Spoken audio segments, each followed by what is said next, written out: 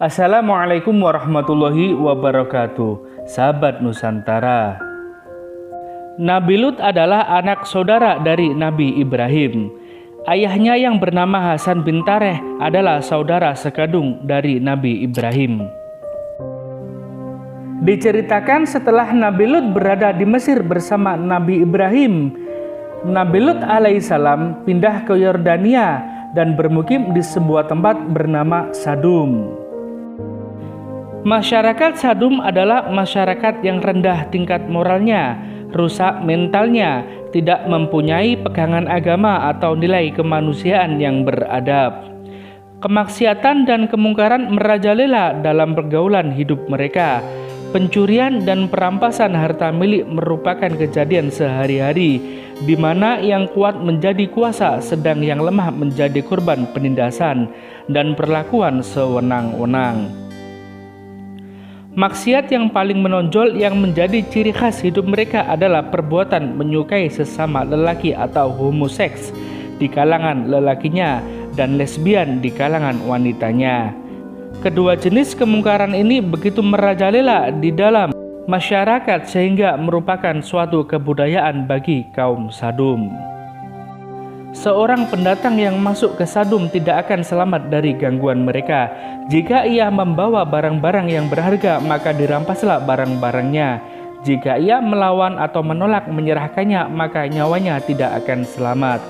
Akan tetapi, jika pendatang itu seorang lelaki yang bermuka tampan dan berparas elok, maka ia akan menjadi rebutan di antara mereka dan akan menjadi korban perbuatan keji lelakinya.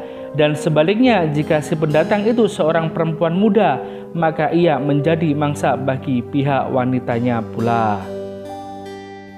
Kepada masyarakat yang sudah sedemikian rupa keruntuhan moralnya dan sedemikian parah penyakit sosialnya, diutuslah Nabi Lut sebagai pesuruh dan rasulnya untuk mengangkat mereka dari lembah kenistaan, kejahilan dan kesesatan serta membawa mereka bermoral dan berakhlak mulia.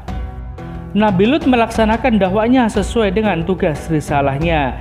Ia tidak henti-henti menggunakan setiap kesempatan dan dalam tiap pertemuan dengan kaumnya secara berkelompok atau secara berseorangan mengajak agar mereka beriman kepada Allah Subhanahu wa Ta'ala, menyembahnya, melakukan amal soleh dan meninggalkan perbuatan maksiat dan mungkar.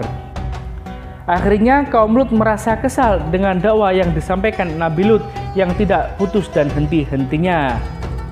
Dari pihak Nabi Lut pun sudah tidak ada harapan lagi bagi masyarakat Sadum dapat terangkat dari lembah kesesatan dan keruntuhan moral mereka dan bahwa meneruskan dakwah kepada mereka yang sudah buta tuli hati dan pikiran serta mensia-siakan masa. Nabi Lut berdoa dan dikabulkan doanya oleh Allah Subhanahu wa Ta'ala. Dikirimkanlah kepadanya 3 orang malaikat menyamar sebagai manusia biasa. Akhirnya para malaikat bertamu ke rumah Nabi Lut dalam keadaan kegelapan dan semua manusia sudah tidur di rumahnya masing-masing.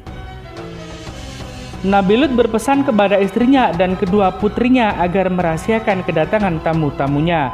Nabi berpesan agar jangan sampai terdengar dan diketahui oleh kaumnya. Akan tetapi, istri Nabi Lut yang memang sehaluan dan sependirian dengan penduduk Sadum telah membocorkan berita kedatangan para tamu dan terdengarlah oleh pemuka-pemuka mereka bahwa Lut ada tetamu terdiri dari para remaja-remaja yang tampan parasnya dan memiliki tubuh sangat menarik bagi para penggemar homoseksual. Terjadilah apa yang dikhawatirkan oleh Nabi Lut. Begitu tersiar dari mulut ke mulut berita kedatangan tamu-tamu remaja di rumah Lut. Berdatanganlah mereka ke rumahnya untuk melihat para tamunya dan memuaskan nafsunya. Nabi Lut tidak membuka pintu bagi mereka dan berseru agar mereka kembali ke rumah masing-masing dan jangan mengganggu tamu-tamu yang datang ke rumahnya dan sepatutnya dihormati dan dimuliakan. Seruan dan nasihat Nabi Lut tidak dihiraukan dan dipedulikan. Mereka bahkan mendesak akan mendobrak pintu rumahnya dengan paksa dan kekerasan kalau pintu tidak dibuka dengan sukarela. Merasa bahwa dirinya sudah tidak berdaya untuk menahan arus orang-orang penyerbu dari kaum Sadam, Nabi Lut berkata secara terus terang kepada tamunya, "Sesungguhnya aku tidak berdaya lagi menahan orang-orang itu menyerbu ke dalam. Aku tidak memiliki senjata dan kekuatan fisik yang dapat menolak kekerasan mereka. Tidak pula mempunyai keluarga atau sanak saudara yang disegani mereka yang dapat aku mintai pertolongannya. Maka aku merasa sangat kecewa bahwa sebagai tuan rumah aku tidak dapat menghalaukan gangguan terhadap tamu-tamuku di rumahku sendiri.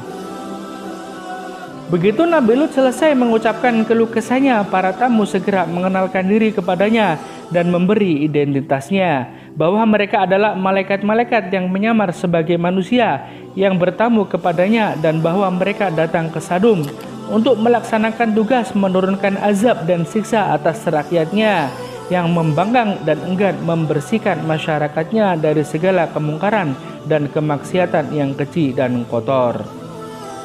Kepada Nabi Lut, para malaikat itu menyarankan agar pintunya dibuka lebar-lebar untuk memberi kesempatan bagi orang-orang yang haus seksual itu masuk. Namun malangnya, apabila pintu itu dibuka dan menginjakkan kaki untuk masuk, tiba-tiba gelaplah pandangan mereka dan tidak dapat melihat sesuatu. Mereka mengusap-ngusap mata tetapi ternyata sudah menjadi buta.